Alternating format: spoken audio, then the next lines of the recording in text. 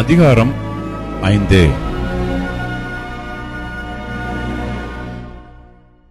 Belshazzar என்னும் ராஜா தன் பிரபுக்களில் 1000 பேருக்கு ஒரு பெரிய விருந்து செய்து அந்த 1000 பேருக்கு முன்பாக திராட்சரசம் குடித்தான்.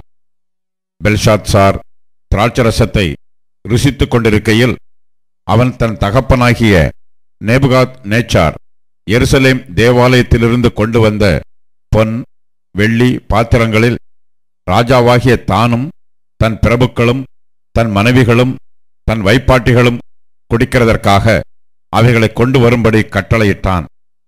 அப்பொழுது எருசலேமில் உள்ள தேவனுடைய வீடாகிய ஆலயத்திலிருந்து எடுக்கப்பட்ட பொற்பாத்திரங்களை கொண்டு வந்தார்கள். அவைகளில் ராஜாவும் அவனுடைய பிரபுக்களும் அவனுடைய மனைவிகளும் அவனுடைய வைப்பாட்டிகளும் குடித்தார்கள்.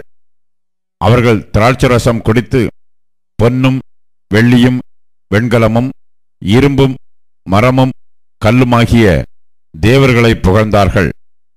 அந்நேரத்திலே மனுஷ கைவிரல்கள் தோன்றி விளக்குக்கு எதிராக ராஜ அரமனையின் சாந்து பூசப்பட்ட சுவரிலே எழுதிற்று. எழுதின அந்த கையிருப்பை ராஜா கண்டான். அப்பொழுது ராஜாவின் முகம் வேறுபட்டது. அவனுடைய நினைவுகள் அவனை கலங்க பண்ணினது. அவனுடைய இடுப்பின் கட்டுகள் தளர்ந்தது. அவனுடைய முழங்கால்கள் ஒன்றோடொன்று மோதிக்கொண்டது. ராஜா உரத்த சத்தமிட்டு ஜோசியரையும் கல்தேயரையும் குறி சொல்லுகிறவர்களையும் உள்ளே அழைத்து வரும்படி சொன்னான். ராஜா பாபிலோன் ஞானிகளை நோக்கி, இந்த எழுத்தை வாசித்து இதன் அர்த்தத்தை எனக்கு வெளிப்படுத்துகிறவன் எவனோ அவன் இரத்தாம்பரமும் கழுத்திலே பொற்சரப்பணியும் தரிக்கப்பட்டு ராஜ்யத்திலே 3ஆம் அதிபதியாய் இருப்பான் என்று சொன்னான். அப்பொழுது ராஜாவின் ஞானிகள் எல்லாரும் வந்து சேர்ந்தார்கள். ஆனாலும் அவர்கள் அந்த எழுத்தை வாசிக்கவும் அதன் அர்த்தத்தை ராஜாவுக்கு தெரிவிக்கவும் கூடாதிருந்தது. அப்பொழுது ராஜாவாகிய பெல்ஷாத்சார் மிகவும் கலங்கினான். அவனுடைய முகம் வேறுபட்டது. அவனுடைய பிரபுக்கள் திகைத்தார்கள். ராஜாவும் அவனுடைய பிரபுக்களும் சொன்னவைகளை ராஜாத்தி கேள்விப்பட்டு விருந்து சாலைக்குள் பிரவேசித்தாள். அப்பொழுது ராஜாத்தி, ராஜாவே, நீர் என்றும் வாழ்க. உமது நினைவுகள் உம்மை கலங்க பண்ணவும் உமது முகம் வேறுபடவும் வேண்டியதில்லை. உம்முடைய ராஜ்யத்திலே ஒரு புருஷன் இருக்கிறான். அவனுக்குள் பரிசுத்த தேவர்களுடைய ஆவி இருக்கிறது. உம்முடைய பிதாவின் நாட்களில் வெளிச்சமும் விவேகமும் தேவர்களின் ஞானத்துக்கு ஒத்த ஞானமும் அவனிடத்தில் காணப்பட்டது. ஆகையால் உம்முடைய பிதாவாகிய நேபுகாத் நேச்சார் என்னும் ராஜாவானவர் அவனை சாஸ்திரிகளுக்கும் ஜோசியருக்கும் கல்தேயருக்கும் குறி சொல்லுகிறவர்களுக்கும் அதிபதியாக வைத்தார்.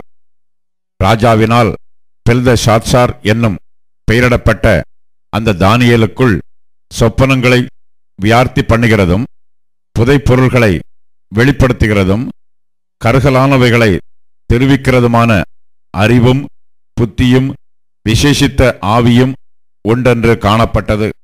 இப்போதும் தானியேல் அழைக்கப்படட்டும், அவன் அர்த்தத்தை வெளிப்படுத்துவான் என்றாள். அப்பொழுது தானியேல் ராஜாவின் முன் உள்ளே அழைத்து வந்து விடப்பட்டான்.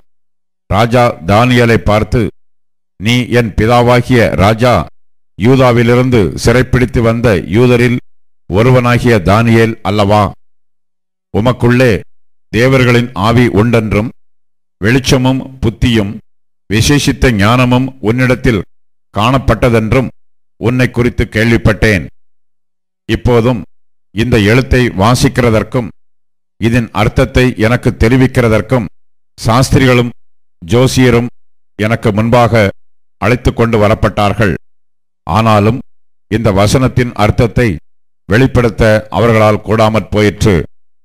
பொருளை வெளிப்படுத்தவும் கருகலானவைகளை தெளிவிக்கவும் உன்னாலே கூடுமென்று உன்னை குறித்து கேள்விப்பட்டேன். இப்போதும் நீ இந்த எழுத்தை வாசிக்கவும் இதன் அர்த்தத்தை எனக்கு தெரிவிக்கவும் உன்னாலே கூடுமானால் நீ இரத்தாம்பரமும் கழுத்திலே பொற்சரப்பணியும் தரிக்கப்பட்டு ராஜ்யத்திலே 3ஆம் அதிபதியாய் இருப்பாய் என்றான். அப்பொழுது தானியேல் ராஜ சமூகத்தில் பிரதியுத்தரமாக, உம்முடைய வெகுமானங்கள் உம்மிடத்திலேயே இருக்கட்டும். உம்முடைய பரிசுகளை வேறொருவனுக்கு கொடும். இந்த எழுத்தை நான் ராஜாவுக்கு வாசித்து இதன் அர்த்தத்தை தெரிவிப்பேன்.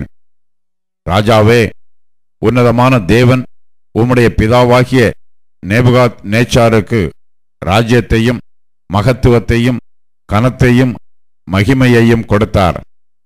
அவருக்கு கொடுக்கப்பட்ட மகத்துவத்தினாலே சகல ஜனங்களும் ஜாதியாரும் பாஷைக்காரரும் அவருக்கு முன்பாக நடுங்கி பயந்திருந்தார்கள். அவர் தமக்கு சித்தமானவனை கொன்று போடுவார், தமக்கு சித்தமானவனை உயிரோடே வைப்பார், தமக்கு சித்தமானவனை உயர்த்துவார், தமக்கு சித்தமானவனை தாழ்த்துவார். அவருடைய இருதயம் மேட்டிமையாகி அவருடைய ஆவி கர்வத்தினாலே கடினப்பட்ட போது அவர் தமது சிங்காசனத்திலிருந்து தள்ளப்பட்டார். அவருடைய மகிமை அவரை விட்டு அகன்று போயிற்று. அவர் மனுஷரினின்று தள்ளப்பட்டார். அவருடைய இருதயம் மிருகங்களுடைய இருதயம் போல் ஆயிற்று. காட்டுக் கழுதைகளோட சஞ்சரித்தார். உன்னதமான தேவன் மனுஷரின் ராஜ்யத்தில் ஆளுகை செய்து தமக்கு சித்தமானவனை அதன் மேல் அதிகாரியாக்குகிறார் என்று அவர் உணர்ந்து கொள்ளும் மட்டும் மாடுகளைப் போல் புல்லை மேய்ந்தார். அவருடைய சரீரம் ஆகாயத்து பனியிலே நனைந்தது. அவருடைய குமாரனாகிய பெல்ஷாத்சார் என்னும் நீரோ வென்றால் இதையெல்லாம் அறிந்திருந்தும் உமது இருதயத்தை தாழ்த்தாமல் பரலோகத்தின் ஆண்டவருக்கு விரோதமாக உம்மை உயர்த்தினீர். அவருடைய ஆலயத்தின் பாத்திரங்களை உமக்கு முன்பாக கொண்டு வந்தார்கள்.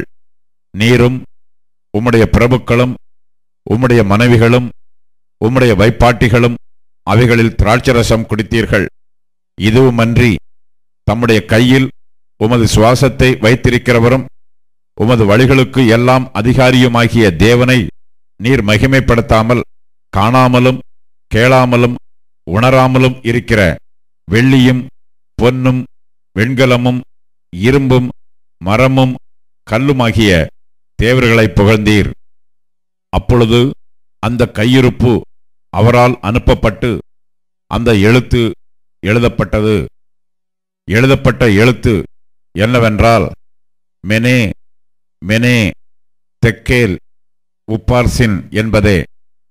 இந்த வசனத்தின் அர்த்தமாவது, மெனே என்பதற்கு தேவன் உன் ராஜ்யத்தை மட்டிட்டு அதற்கு முடி உண்டாக்கினார் என்றும், தெக்கேல் என்பதற்கு நீ தராசிலே நிறுக்கப்பட்டு குறைய காணப்பட்டாய் என்றும், பெரேஸ் என்பதற்கு உன் ராஜ்யம் பிரிக்கப்பட்டு மேதியருக்கும் பெர்சியருக்கும் கொடுக்கப்பட்டது என்றும் அர்த்தமாம் என்றான். அப்பொழுது பெல்ஷாத்சார் தானியேலுக்கு இரத்தாம்பரத்தையும் அவனுடைய கழுத்தில் பொற்சரப்பணியையும் தரிப்பிக்கவும், ராஜ்யத்திலே அவன் 3ஆம் அதிகாரியாய் இருப்பவன் என்று அவனை குறித்து பறைமுறையிடவும் கட்டளையிட்டான். அன்று ராத்திரியிலே கல்தேயரின் ராஜாவாகிய பெல்ஷாத்சார் கொலை செய்யப்பட்டான். மேதியனாகிய தரியு தன் 62ஆம் வயதில் ராஜ்யத்தை கட்டிக்கொண்டான்.